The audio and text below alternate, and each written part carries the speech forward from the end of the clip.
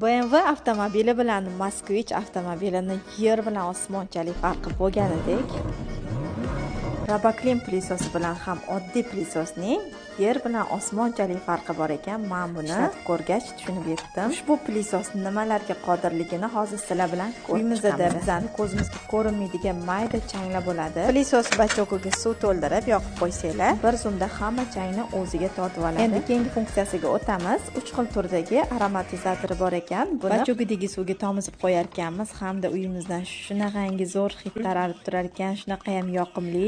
Bu suyuqlikni solsak, uydagi mikroblarni, viruslarni o'ldirar ekan. Ayniqsa bu astmasi bor insonlarga juda ham foydali bo'ladi. Avtomobillarni pultdan boshqarish mumkin bo'lganidek, ushbu pilisosni ham pultdan hamma funksiyasini boshqarish mumkin. Ushbu pilisosni boshqarayotgan ayol o'zini xuddi BMW mashinasini boshqarayotgandek his qiladi.